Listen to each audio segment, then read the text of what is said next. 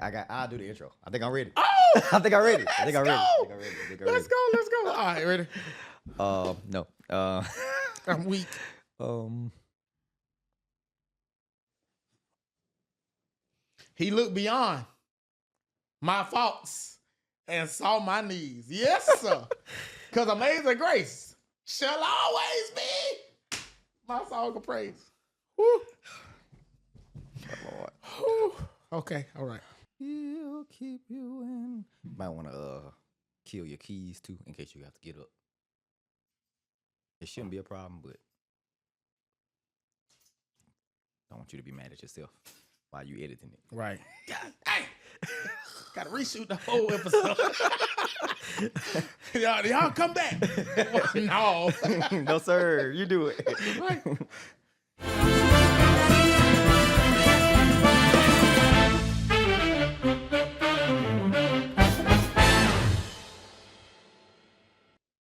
What's up, family? Welcome to another episode of Another Avenue, the podcast where we practically and intentionally engage the art of yielding because God's word directs our path. Yes, it does. It's another episode It's another episode, man. of Another Avenue. We're back again. You're back. Yeah, we're back. You look nice. God bless you. So do you. Oh, bless your heart. Yes. Y'all It's a seen good day. it. It's a good day. He looking like a pomegranate over there. Come on, Mr. Rogers. Okay. Yeah. Oh, we are enjoying you all, and we hope absolutely. you're enjoying us. Absolutely. Like, share, and subscribe. Subscribe. Please subscribe. That's a big key. Send it. You can literally copy the link, text it to your friends, your family. That's what we've been doing. Yeah. And we invite you to do the same for us. Today, we have an interesting topic that we want to discuss, and we want you to drop questions, comments in the comment section. Absolutely. And have discussion with your own family and friends as you watch this together. We want to talk today about rethinking grace. Grace. Can you tell the people, pastor, 15th Avenue Baptist Church, tell the people what grace is? Let's start there. Grace is the gifting, the unmerited gifting and favor of God onto an undeserving person or situation. It's God's goodness toward one or a body or a group or a people or a nation to give them gifts they don't deserve.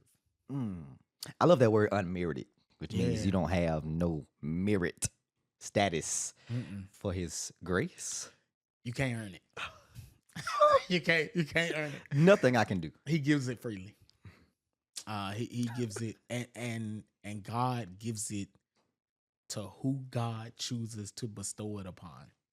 And to accept his grace, to even ask for grace, is to basically say, I admit, I understand that I'm undeserving. It's a posture of humility. Absolutely. Yeah. Wow. And so in some way, shape, or form, we have all been and are being graced. We talk about grace as a noun a lot. Yeah. But this grace is a verb. Yeah.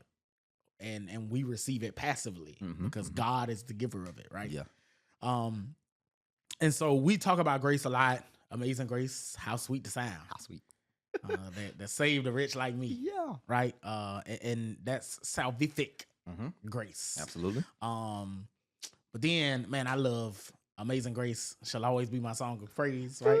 Yes. But in church, in our church culture, we talk about grace a lot. We spend a lot of time talking around grace, talking about grace. But the reason I think it's necessary for us to rethink grace today is because I don't think we often give God what God is due for the ways that God is gracing us.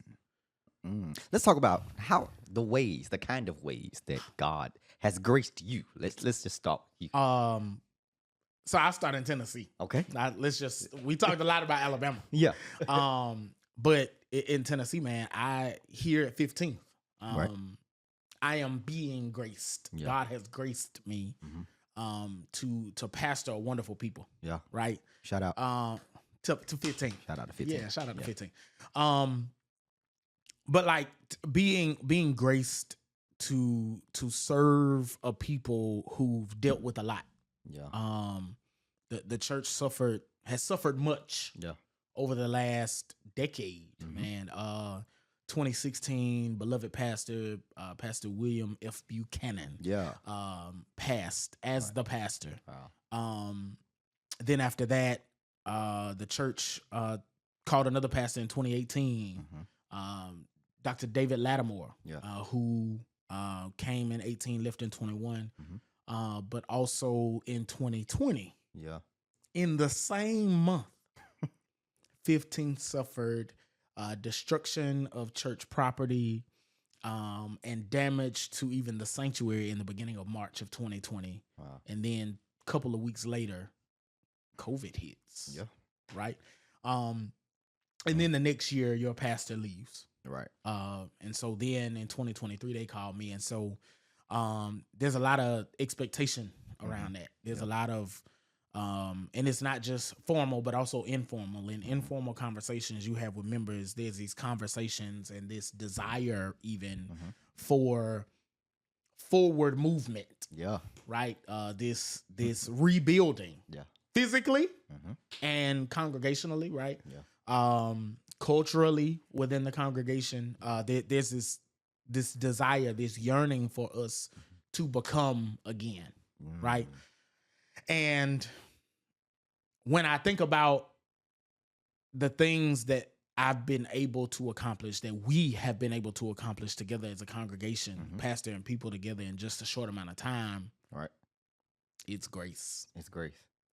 Like, I know other people who have been graced to do major things, been graced to accomplish other major things. But I believe, and now I see especially, that the grace of God is not only general, we're all able to sing Amazing Grace. Yes. But it's also specific and individual. That the Lord graces us individually to do certain things and accomplish certain things, even beyond our own ability. That's how you know it's grace. Yeah. Because there are things that have worked out that I carried out by faith. I led the church through by faith. Yeah. There are things in the works that I'm leading the church to and through by faith. Right. But the way it's working out, there's no other explanation. But grace. But grace. But grace. Wow. Yeah.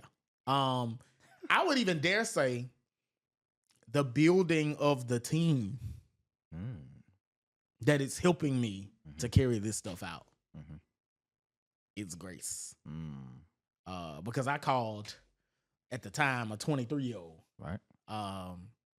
And who was serving a church as a senior pastor, and said, "Come join the team as the executive pastor." And we talked through the details of how we didn't even necessarily know what was happening on each other's end that led us to the agreement, which is crazy to me. Yeah. But the fact that you're here and it's working and we're moving and the Lord is blessing the church to grow and thrive and prosper in so many ways, it's grace. So it sounds like you're saying, for whatever you could possibly be thinking of, dreaming of, be faithing in your mind, you need to understand that there is grace for that. There has to be grace for that. Yeah. And so, I got anxiety, bro. So there are a lot of days we know. Yeah, I know you know. There are days I'm tripping about things and how it's going to turn out, or how things are going to be received, or how a vision plan is going to go over with the people. Yeah. And grace, here's the other thing. And I think we had to talk about this. place and space are vital ingredients to grace. He didn't mean to rhyme, but he do it all the time. It came together. Place and space are vital ingredients to grace. Wow. Because I have been in other spaces and I was afraid to be who I am today. Yeah. Yeah.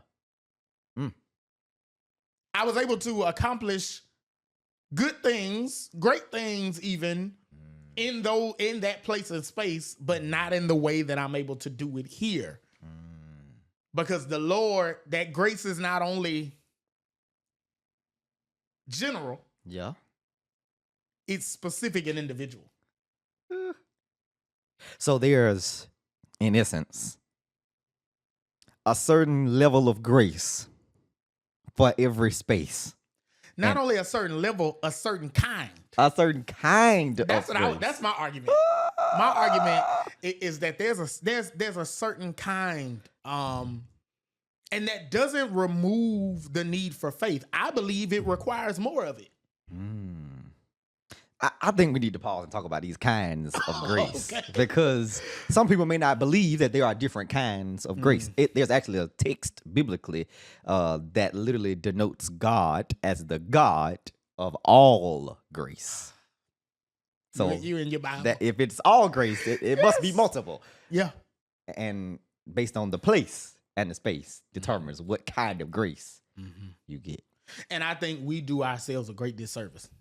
Hear me today. All right. I think we do ourselves a great disservice to think that we are supposed to be ourselves, but I don't think we're in every place to do the same thing or operate the same way in every space. Because the grace for that space may be different. So we can't operate as if God runs out of grace. No. We can't operate as if the grace may just be different. The grace may just be different for a different place.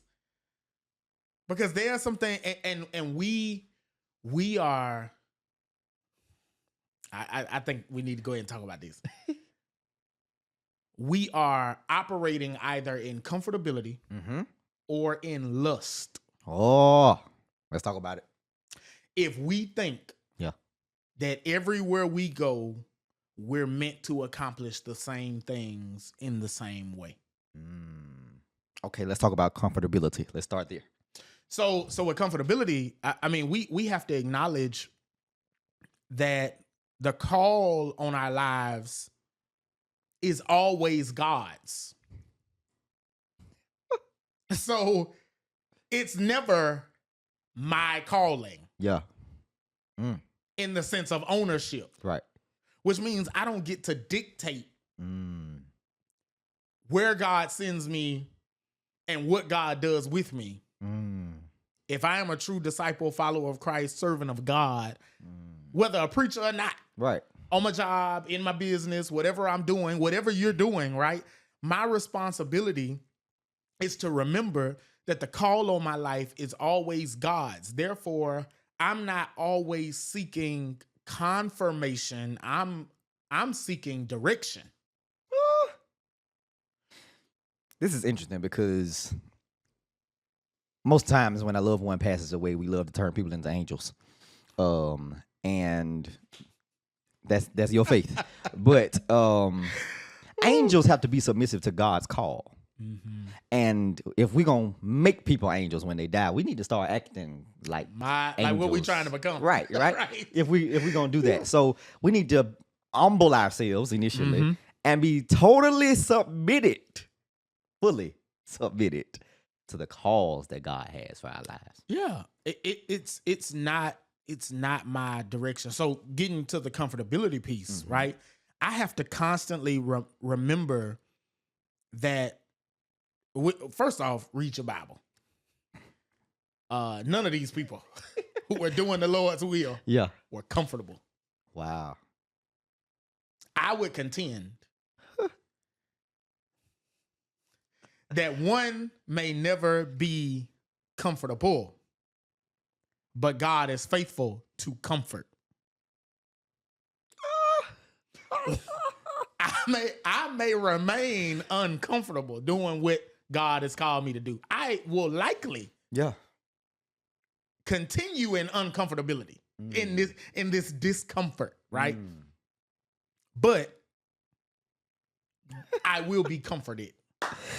There's a man in the Bible by the name of Paul who has a thorn. Yes. And he asks God to remove the thorn thrice, the King James Version says. Three times, right? I prayed. Yeah. I'm begging you earnestly. And it's that God that says, no, every time my grace is sufficient for you. It's enough. God says to Paul, I will hold you. I will comfort you in your discomfort. Because God acknowledges that he is often the author of our discomfort. And we don't want to own that. We don't want to we don't want to accept that is not the devil. That the way God typically gets the best out of us is through discomfort. There's a song. Can't remember which one on top of my head. It was good. That I was afflicted. Yes. That I might learn thy statutes, right? So think about it. We cannot live in comfortability. I want to tell somebody today. Lean into the discomfort. Lean into the discomfort. What? I'm learning this day by day, man. Lean into the discomfort. When you think of an eagle, a bird that's supposed to fly, the nest has to be stirred for you to actually live out your purpose. Because your purpose is not to be in this nest forever. Yeah. You got to spread those wings and do what it is you were created to do. That is the discomfort piece. That's the you and I don't get the luxury of operating in comfort. Comfort is really one of our biggest enemies, man. And I'm preaching to me, even as I'm talking now. But living in this discomfort has revealed to me, to you, I believe to many members of our church, the ways that God is gracing us. That because when we look at what the Lord is blessing us to do, how the Lord is blessing us to do it, the speed with which it is being accomplished, absolutely, in a traditional church, like right, is grace. Because honestly, most of what has been accomplished here, most pastors would say they don't accomplish that in 20, 30 years. Absolutely. And you've been here 19 months. Yeah. And hear me good today. It's not by my power, nor by my might. Yes. But by grace. By grace. By grace. Wow. And so thinking about that, it keeps you in a place of humility. Yeah. But you've got to constantly work to shrink your ego enough so that you can see that this is grace. Song says, I need grace for this space. Yeah. For this place. Yeah. Peace in this place. Mm-hmm. I mean, and so because if you're not careful, you and I, specifically and generally, all of us will begin to believe that it's me. That's comfort. Let's talk about this lusting part. And before you turn us off, it's not merely only what you're thinking. So let's talk about this lusting that we have. Yeah. We come into things with a predetermined idea of what it's supposed to be. Wow. We also like to Let me find the word. We also like to be inflexible. Mm. We like to be set. And whenever I'm holding on to something that God doesn't want me to be or have, that's lust. My Lord. And so sometimes my plans are made of lust. My pastor, Reverend Dr. P.Q. English, used to say, when in pastoring, sometimes you can immediately get hold of the thing. Yeah. So sometimes you can immediately get the thing to go your way. So sometimes you and I have to be flexible enough to go the thing's way until we can get the thing in our hands and then get it to go our way. Wow. But I think there have been many a fight, many a fallout, many a church fight, many a church brawl that have happened because one or both parties, pastor or people, are lusting. And we got to acknowledge today, right? We two preachers talking, but we've been church members before. We are still church members to a degree. We've got to be honest that, and I hope you'll be honest today, members lust. Absolutely. Even about the good stuff. Yes, that's precisely what I'm talking about, right? Like a member's lust. A pastor, yes, pastors, we can be guilty of lusting after the venture we want, the vision we have, the direction we're trying to go, the timeline we set, right?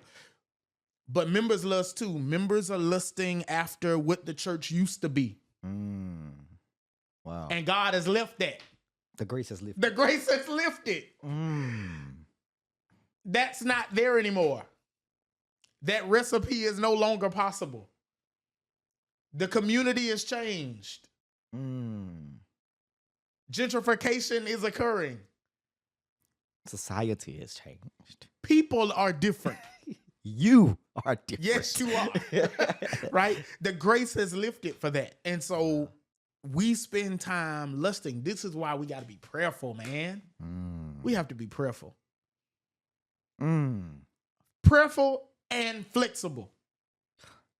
Because if I'm prayerful, but I'm not flexible, then God was just supposed to be my divine do-boy. Cosmic bellhop. Yes, sir. Yes. Wow. If I'm prayerful, but I'm not flexible, then I only went to God for God to stamp and sign off on my plan. And if I'm flexible and I'm not praying, that means I thought I could do it. I'll be tossed and driven. Battered by an angry sea. That God sent. Yes. Wow. Yeah, we're lustful, man. We're lustful. Sometimes we are lusting to get that old thing back. Yeah. I done lost my good thing. Oh, we singing two different songs. That's so crazy. Yeah, right. But we have to be honest, man, when we're lusting. You brought something up about the grace being lifted. We saw a video. You sent me a video about grace being lifted. Talk a little bit about what that video said for their clarity, so we can dive into that before we close tonight. So yeah, it was a video of two pastors talking about how it's time to move. It's time to depart. It's time to leave when the grace to do something has been lifted.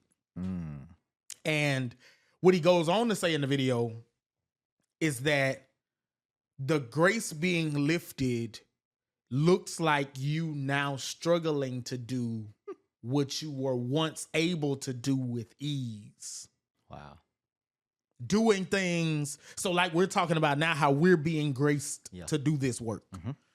When it becomes hard or it's super difficult to accomplish a piece of it. Yeah. It could be a sign. It may not always be a sign. It could be a sign that you need to change. You Yeah. need to shift. You need to go another direction. Yeah. But it could also be a sign that the grace for that assignment is lifting. And that's the beautiful thing about that is as I watched that reel, as I watched that clip, I thought about so many other things in addition to pastoring. Yeah. Relationships Yeah. Wow. are graced, hopefully. Yeah. Right? Yeah. Friendships, positions, jobs. Wow. All of them are graced. Yeah. And I think we need to keep an eye open for when the grace to be in a certain space or the grace to be a participant in a certain thing, the grace, because again, if you're not keeping your eye out for the grace to be lifted, and I'm gonna let you take this whatever direction you want to go, but we got to talk about this. We'll make things idols as we become little g gods. Absolutely. Because then what we don't realize we're doing is we're making the calling mine. It's real subtle, but it's real deep. Yeah. You and I have a tendency in our humanity and our flesh to over time begin to think that this is mine. Not mine to manage, but mine to determine. Dictators. Yeah. Oppressors. I own this, right? And it's gonna go the way I want it to go. And you know, and sometimes I think you can kill the grace. You can kill it because you'll begin to kill a whole world to save yourself. Wow. Because of your vision for the said thing.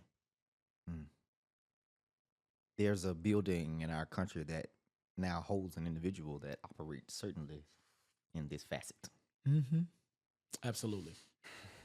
Wow. Because even though this is no longer what America and the world looks like anymore or should look like anymore, he's lusting after his own predetermined notion of what America and the world is supposed to be. And then you find yourself killing a whole world to save yourself. Asinine presuppositions are what King Herod operated under. Absolutely. To kill off a generation, a people, a gender.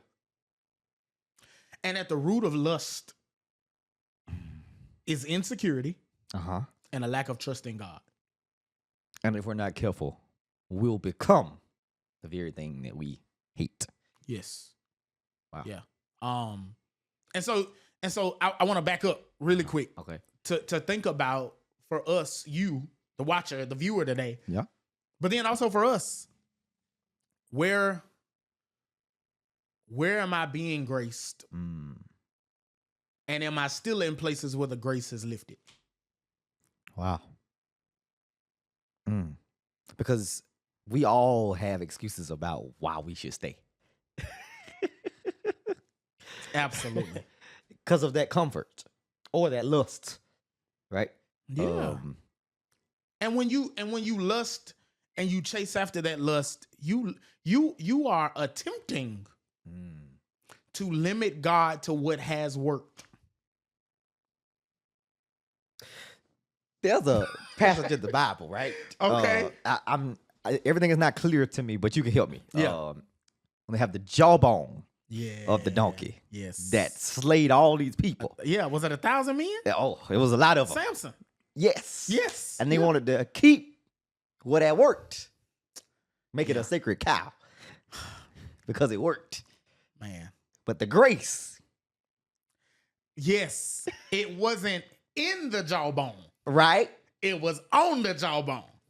And it can live. Dr. Miles Monroe talked about this. God rest his soul. Yeah. He talked about that reality. He said that what we would have done in our world today is we would have manufactured jawbones and traded them. This is so beautiful because he said that trading is where we get the idea of tradition. Yeah. So we would have taken it. We had it one time. It worked. Now, if anybody's gonna slay 1,000 men, you need this kind of jawbone. And now everybody's got all these jawbones, but nobody's able to slay anybody because the grace wasn't in the jawbone. It was on it.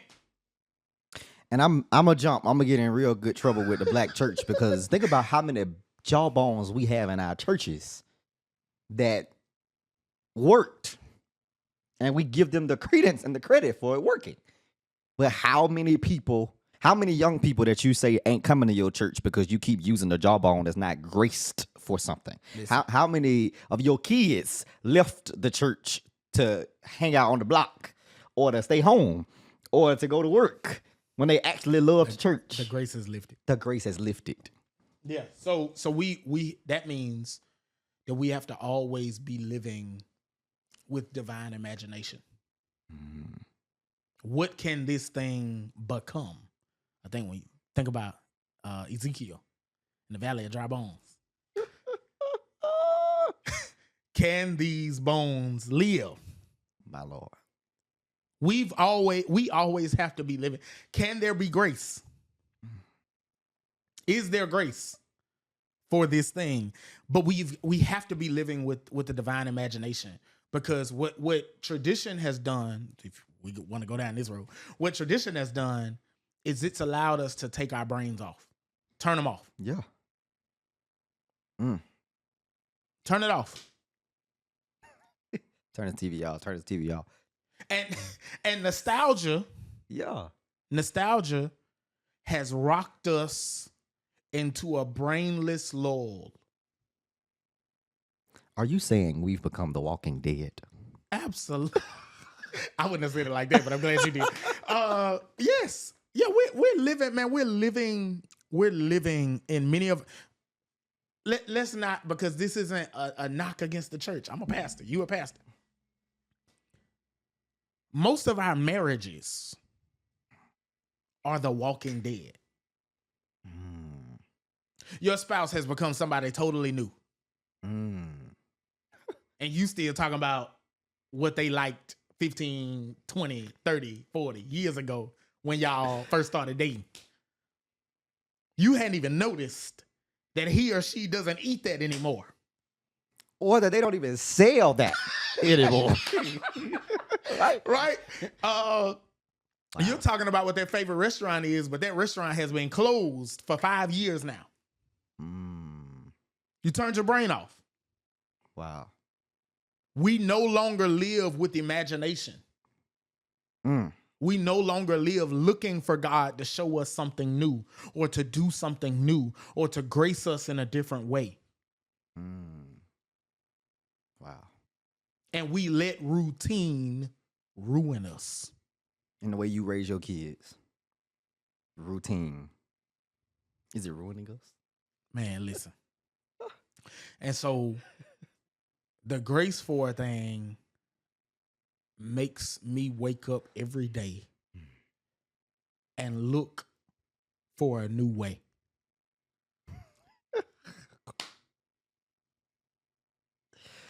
Grace being lifted, though. I think it's important. Grace being lifted from a place or space does not negate the goodness that person, place, space, whatever brought you brought to it, you brought to each other. It doesn't negate it. So we can't leave the space or let the grace be lifted as if there's bad blood. Which is why you and I have to learn to love the people, even when the grace is lifted. That's what you said. But it makes me think about pastoring in Alabama, pastoring my home church. Yeah. A lot of things shifted for me those last 3-4 years. Not because those people were never good to me. Yeah. Not because I was never good to those people. But a lot of things shifted. And I think it was like a creation of an uncomfortable situation for me. Yeah. Like we started. Because that's where the divine imagination comes from. I think that's found in the uncomfortability. Wow. Because when Paul goes and prays to God thrice about this thorn, he only has one thing in mind. I want it out. But grace makes him get creative in his mind and with his body. I either need to find a way to comfort this or I need to learn to live with the pain. Wow. Grace gave him another option. The creativity is found in the grace. And so when it comes to us, when it comes to us and the grace lifting, to your point, we don't need to hate the place or the space or the people. Yeah. But it takes a real faith view, and I'm talking from experience, brother. It takes a real faith view, to really see and maintain the belief that this calling was never mine. So here's my charge to the people, charge for us. Let's think about every past, present situation where we've been uncomfortable, and actually examine, has the grace lifted? But while we're doing that, let's be keen to understand that it's only a lifting of grace. God has not ran out of grace.